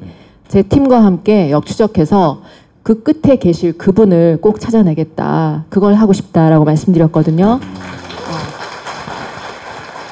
이번에 또 안원구 하나 더 나왔네. 자원개발 얘기를 바로 들어가도록 할게요. 자, 자원이 이게 개발을 해야 되냐 어째야 되냐 판단할 때 보는 뭔가의 기준이 있어야 되잖아요. 그걸 크게 여기 적어놓은 대로 테크니컬리와 커머셜리라고 합니다. 자원이 있다 없다가 중요한 게 아니고요. 양이 경제성이 있냐, 이거를 채굴할 기술이 있냐, 그리고 더 중요한 거 운송할 수 있냐. 운송비가 많이 들면 배보다 배꼽이 커져요. 제가 몽고 석탄 예를 들어 드릴게요. 우리나라 기업인들 자원하시는 분들이 몽고 가면 뻑 가신대요. 보고서 아니 이런 하이 퀄리티 석탄 하고 좋아하는 거죠. 중요한 건요. 몽고는 중국하고 러시아에 끼어 있어요. 싣고 나오려면 중국을 거치든가 러시아를 거쳐야 되는데 중국과 러시아는 절대로 길을 내주지 않습니다. 아, 비행기도 안 됩니까? 만약에 그렇죠. 아, 석탄을 경제성이 그러니까 여기서 지금 교수님이 네. 너무 말씀 잘하셨는데요. 비행기뿐이 없는 거예요. 석탄을 싣고 올 수 있는 수단은 비행기. 석탄이 무슨 다이아몬드면 모르겠지만. 그렇죠. 예. 여기에서 이 오류가 생기는 거거든요. 아주 심플합니다. 지난 이명박 시대에 광자공, 석유공, 가스공 그리고 가장 중요하게는 포스코가 했던 자원 투자는 이런 테크니컬리, 커머셜리하고는 전혀 상관없는 투자들이 이루어졌다라는 겁니다. 중요한 건 그렇게 질이 좋냐가 아니라 경제성 있느냐를 따져야 되는데 그런 걸 안 따지고 했다는 거죠. 포스코가 했던 해외 투자들이 전혀 안 따지고 했다 그런 걸. 네, 산자부 자원개발 TF가 제 기억에 작년 12월에 스타트했어요. 저는 이제 되게 기대를 했어요. 뭔가 제대로 정리를 하려니. 근데 최근에 확인을 했는데 너무 황당한. 그러니까 그 TF가 18명인데 그중에 14분이 이명박 시대에 이 자원 투자를 합시다라고 했던 분들이 들어가 계시는 거예요. 심판받을 사람들이 지금 심판을 하고 있다는 얘기군요. 네, 자원 외교에서 가장 주범이 누군가요? 산업부예요. 뭐 산업부는 위에서 시키니까 했다라고 하지만 부인들이 저지른 일이거든요. 그 사람들이 아직도 있어요. 산업부. 네네네. 네. 그분들이 TF 구성안을 내놓았겠죠. 그 중에 몇 명은 이제 민간에서 들어가긴 했어요. 그분들이 근데 역부족이라는 거죠. 역부족이죠. 정보를 제한적으로 줄 테니까. 그렇죠, 그렇죠. 왜냐하면은 이런 일은 실무적인 일이거든요. 여태까지 저질러왔던 쓰레기들을 정리하려면 필드에서 뛰어본 사람만이 알 수 있어요. 그리고 또 하나는 이명박 시대에 모두만 예스한 건 아니에요. 광자공, 석유공, 가스공에도 전문가들이 있었고 그들 중에는 거기에 대해서 정한 분들이 있으세요. 양심적인 분들이 있었다. 아, 그럼요. 예. 저 최땡땡은 최순실입니까? 이분은 훌륭한 분이니까 실명을 밝혀도 되겠죠. 예. 이분 좋은 분이군요. 네, 훌륭하신 분이에요. 죄송합니다. 뭐 문제 있는 분인 줄 알고 제가 죄송합니다. 이런. 네, 광자공의 최광렬 투자본부장이셨고 김신종이 이제 산업부에 날라와가지고 김신종은 이제 박영준하고 밀접하게 있으면서 온갖 쓰레기들을 갖고 오죠. 네, 그러니까 최 본부장으로서는 도저히 할 수 없는 일들 거부하는 거죠. 김신종이 어떻게 하냐면 최 본부장을 이상한 대로 이제 아웃시키고 투자 본부장 자리에 홍보 본부장을 데려다 앉힙니다. 그 의미는 넌 그냥 판단하지 말고 나팔 불고 시키는 대로만 해. 그거죠. 만약에 이런 분이 그 TF에 들어가면 어떻게 하실까요? 가차없이 하시겠죠? 산자부 그럼 자원개발 TF가 보고서를 내면 이분한테 시켜서 다시 한번 그 자원개발 TF에 대한 TF를 해야 되겠구나. 자, 그다음 아프리카 얘기는 뭡니까? 네, 자 아프리카에서 하는 투자는 열의 아홉은 거짓말이라고 보시면 돼요. 왜냐하면 모든 자원은 싣고 나오는 게 제일 중요하거든요. 그래서 남아공이나 아프리카 해안에 있는 나라에서 이루어지는 뭐 프로젝트라면은 그래도 믿을 수 있지만 아프리카 중앙에 있는 나라, 뭐 짐바브웨 이런 데서 뭔가를 갖고 나오겠다는 건 말이 안 되고요. 특히나 아프리카는 철도를 놓을 수가 없어요. 철도를 놓게 되면 밤사이에 주민들이 뜯어간답니다. 가난한 나라잖아요. 그럼 자기 부상 열차로 하면 어떨까요? 철이 필요 없으니까. 네. 철이 필요 없으니까. 예. 자, 정준영이 회장되고 나서 아프리카를 3번 갑니다. 한 번 정도는 박영준과 같이 갑니다. 가는데 어떤 일이 있냐면 짐바브웨의 무가베를 만나는 조건으로 짐바브웨의 철광산을 인수하는 계약을 하는 거예요. 독재자를 만나는 대가로 지불하는 돈이에요. 그런 가오가 필요한 거죠. 이런 양아치들한테는. 그런데 짐바브웨는 아프리카 중앙이라서 광산을 사는 게 중요한 게 아니라 그걸 싣고 나올 수가 없어요. 그럼 철도를 놔야 되거든요. 그렇게 되면 철강 톤당 $500의 운송비가 들어요. $500 운송비는 말도 안 되는 운송비예요. 비싸다는 얘기죠. 그렇죠, 그렇죠. 너무 비싼 그런 운송비를 아까 말씀드린 대로 커머셜리 말도 안 되는 투자인데, 근데 하는 거예요. 1,000억 원을 내고 광산을. 그래서 지금 포스코나 그 자원 3사들이 아프리카에서 운영하고 있다는 광산들은 19은 그냥 간판만 달고 있는, 가동이 안 되는. 그러니까 아프리카에 포스코가 했던 그런 식의 투자들은 다 실제로는 다 껍데기예요? 네네. 완전한 껍데기, 아무것도 네, 없는. 그렇죠. 남아공 정도에서 운영하는 것만 가능하다라고 보시면 되고요. 아프리카 담당은 박용준이었나 보더라고. 그렇지. 예, 지역별 담당이 있어요. 남미는 예. 저 이상득. 네. MB는 중동을 주로 갔더라고 보니까. 그걸 포스코로 대비하면 포스코에서 아프리카 담당자는 정준양이에요. 남미 담당자는 이제 막 끝에 보실 권호준이고. 포스코가 MB 자원에게 몸통이 됐던 이유는 지난번에 말씀드린 대로 포스코에는 많은 돈이 있고, 포스코는 자원을 가장 많이 쓰는 국내 기업이고, 그리고 포스코는 회장만 내 꼬봉을만 집어넣으면 마음대로 할 수 있고, 뭐 MB 같은 부도덕한 사람한테는 최고의 먹잇감이에요. 자, MB 인수위에서 자원 외교라는 걸 기획을 합니다. 최경환이 경제 이분과 간사였을 때 어떤 일이 있냐면, 최경환은 원래 박근혜 사람이에요. 근데 그 박근혜 사람의 몫으로 인수위에 들어간 거죠. 뭐 그런 연정의 개념이었겠죠. 들어갔는데 이명박이 그 지방 출장가 있을 때 최경환하고 형택은이라고 나중에 방송통신위에 들어간 사람이 있습니다. 둘이 구미에 내려온 코너 좀 싸고 왔습니다. 계속하시죠. 예. 코너 좀 싸고 왔다고? 네. 최경환하고 형택은이 구미에 내려온 박근혜를 만나러 가요. 그걸 MB가 알았어요. 대노하죠. 대노하고 이제 자르려고 하겠죠. 그래서 최경환이 그걸 리커버하기 위해서 자원외교라는 보고를 합니다. 근데 이 자원외교 최경환이 보고한 거는 일본 사례 벤치마킹을 한 거예요. 일본은 뭘 하냐면 일본 정부, 공기업과 자원 사용하는 기업, 뭐 철강사, 그리고 상사, 미쯔비시, 이토추, 여기가 삼각편대를 짜서 자원을 캐러 가요. 이걸 이제 MB에게 보고하고, 그때 당선인 비서실장의 총괄팀장인 박영준을 통해서 보고해요. MB 완전히 신받다 한 거죠. 그래서 MB 정부에서 자원외교가 어떻게 실행되느냐. 최경환 산업부 장관 2009년 9월에 가면서 정준양도 바로 발표하죠. 대우인터를 인수하겠다라고 해요. 박영준 직영부 차관 2010년 8월에 갔을 때 정준양은 대우인터 인수를 완료해요. 그때부터 본격적으로 시작하는 거죠.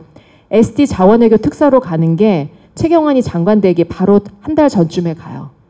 이 모든 일이 동시에 같이 순차적으로 일어납니다.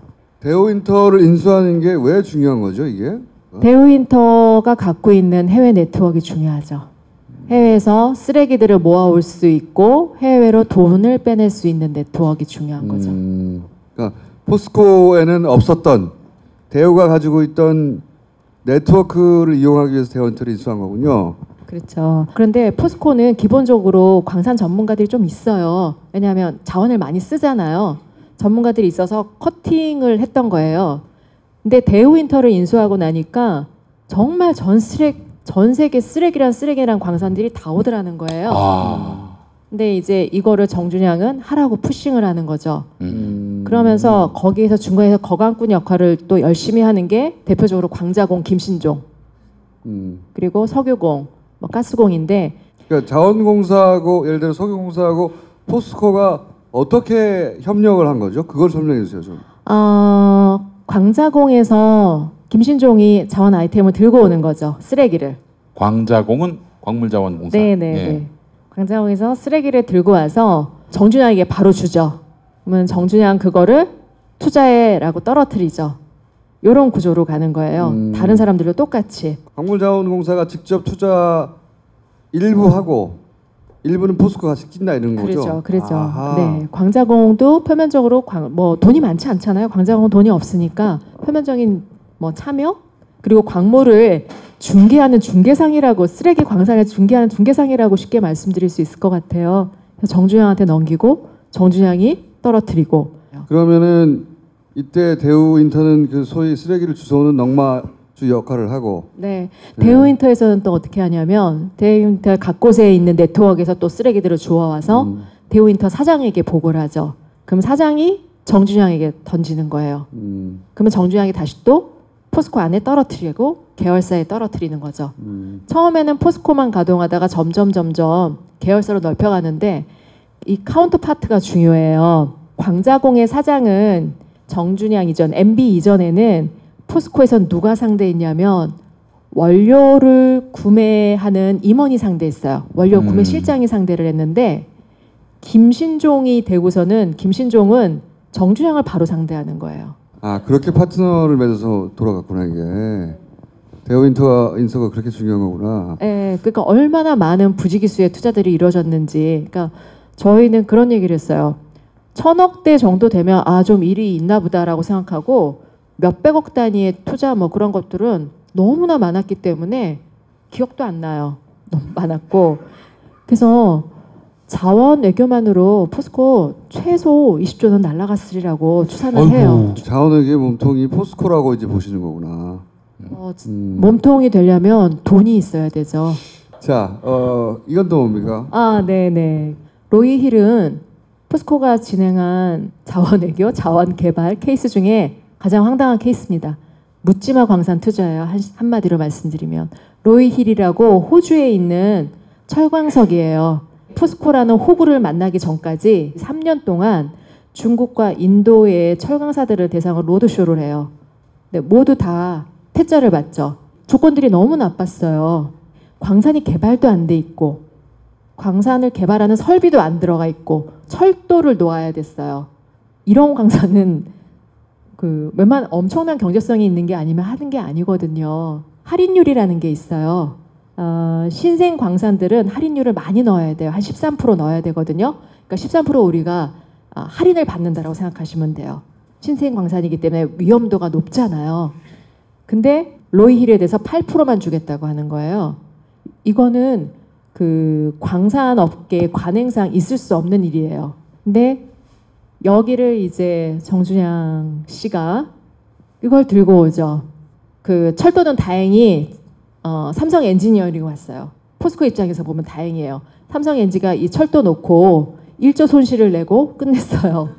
포스코가 총 투자한 돈은 1조 3천억 정도 돼요. 근데 그보다 더 중요한 건 뭐냐면요. 철광석은 이 퍼센티지가 있어요. 철광석이 100% 철광석이 아니고 60%, 65%, 40% 이렇거든요. 65% 이상이 돼야지 경제성이 있다라고 하는 건데 로이힐은 그 아래예요. 포스코가 매년 로이힐에서 1000만 톤을 사와야 되거든요. 그러면 기존에 사던 양질의 철광석 1000만 톤을 안 사고 대신 로이힐의 그 저품질을 사와야 되는 거예요. 그럼 여기서 일어나는 손실이 얼마냐? 이건 아마 포스코 내부에서 제대로 따지지 않았을 거예요. 아, 진짜 나쁜 놈들이네. 네, 진짜. 중요한 건 뭐냐면 광산 이것뿐만 아니라 휴미라는 게 또 하나 있어요. 호주에. 이건 액수가 작아요. 2천억 들어갔어요. 근데 휴은 아직 개발도 안 되고 못해요. 거기는 어떤 곳이냐면 니콜 키드만 있죠. 니콜 키드만의 별장이 있는 곳이에요. 그러니까 굉장히 경치가 아름다운 곳이라 그러더라고요. 그런 곳에 광산을 개발한다고 들어갔어요. 허가가 나겠나요? 허가가 안 나죠. 허가가 안 나면 빨리 접어야 되는데 접지 않고 계속 돈을 투입을 해요. 다른 광자공, 석영공도 다 마찬가지거든요. 잘못된 광산에 계속 돈을 넣으면서 덮고 있는 거죠. 그게 더 큰 잘못인 거죠. 자, 리튬은 MB 자원외교의 남미 아이템이에요. 리튬은 뭐냐면 리튬이라는 아이템으로 크고 작은 산토스가 계속 이어지는 그런 구조예요. 리튬이라는 아이템을 중심으로 해서 산토스 같은 케이스들이 계속 있다는 거죠? 계속 이어지는 거죠. 리튬이 그렇게 하기 좋은 점이 있어요? 리튬을 쓰는 건 저는 아무래도 그렇다고 봐요. 염호가 남미에 주로 있잖아요. 염호라는 게 리튬 광산을 말하는 거거든요. 소금물 호수예요. 남미는 사람들이 잘 모르잖아요. 이번에 PD수첩에서 권호준 씨가 계약을 체결한 염호가 얼마나 황당한 곳에 있는지 직접 눈으로 보시게 될 거예요. 그 다녀온 PD가 그 염호를 가다가 죽는 줄 알았다라고 얘기를 하더라고요.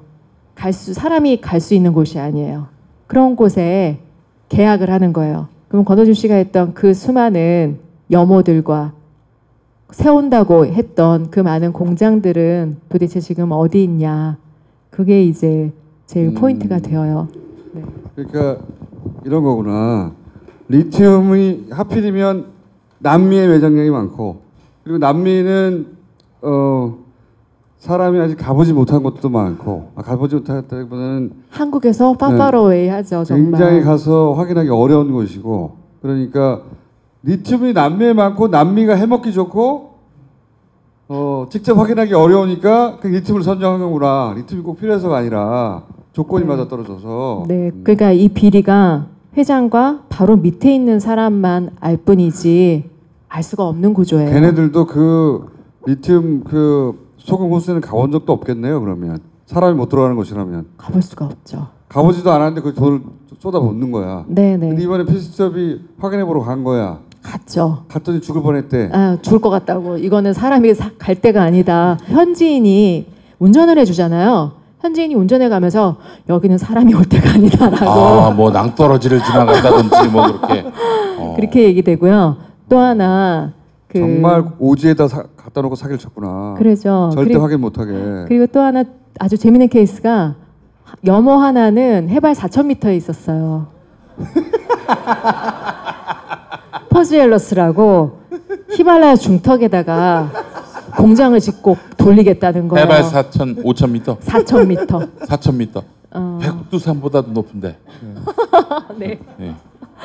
사기인 거지 그냥 처음부터. 그렇다면은 이사회 의장을 지낸 안철수 씨가 이 저간의 맥락이나 배경이나 이런 것들을 몰랐을 리 없었을 것 같은데요? 몰랐을 리 없죠. 저는 몰랐다면 그 사람은 멍청이고 네. 최소한 눈치는 깠을 것이다. 그렇죠. 눈치는 뭔가 이상한 일이 벌어지고 있다는 건 이상하다는 정도는 알았어야 하는 거죠.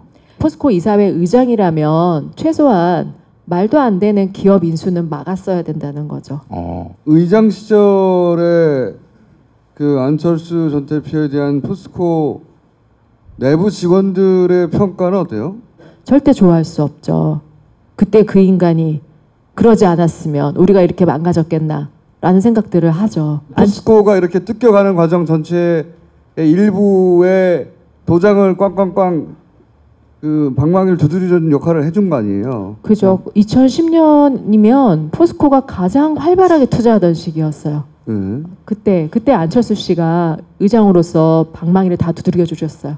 그분이 딱 반대한 안건이 3개가 있어요. 네, 이웃돕기 성금 내는 거 한번 반대했고, 포스텍에 기숙사 건립하는 거였나? 그걸 한번 반대했고, 제가 또 한 건이 기억이 안 나나요. 브루이우스는 MB입니다. MB를 도와야지 누구를 돕습니까? 실망입니다. 그리고 스톡옵션도 있네요. 사회이사들한테 스톡옵션을 2,000주씩 줬어요. 그때 안철수님께서는 넙죽 받으셨고 네. 박원순님께서는 사회이사가 스톡옵션 받는 거는 아니다라고 해서 제가 알기로는 거부하셨던 걸로 알고 있어요. 안철수 씨가 사회이사일 때. 네. 두 분 같이 사회이사일 때. 이번 서울시장 선거는 아무래도 포스코 선거가 될 것 같다는 생각이 드는데. 특히 재밌는 게 안철수 씨가 2007년에 대선에 나오잖아요. 네. 그때 그 새누리 의원들이 안철수 씨를 공격한 그 자료들이 있어요. 너무너무 정리를 잘 해놨어요. 신랄하게. 네. 그래요? 어떻게 보면 이제 같은 편이 되실 것 같은데 그걸 어떻게 그런 생각을 해요. MB의 죄를 캐면 저는 수구 부패가 다 같이 무너진다고 봐요. 돈으로 저들을 오픈해야 된다. 그러니까 뭐 그래야지 사면이니 뭐니 이런 그렇죠. 거지 같은 소리가 안 나온다는 거죠. 조 단위의 돈들이 쏟아져 나와야 돼요. 조 단위의 돈. 네, 그게 믿습니다. 저희가 계속해서 이 포스코 케이스를 얘기하는 것도 진짜 덩어리는 나오지도 않았고 예, 그 줄기를 조금씩 캐기 시작하는 것이고 그 중에 포스코가 굉장히 중요한 덩어리 중 하나여서 포스코 이야기를 하기 시작했고 앞으로 포스코 얘기는 앞으로도 계속 할 것이고 그때마다 나오실 겁니다. 박수 부탁드립니다.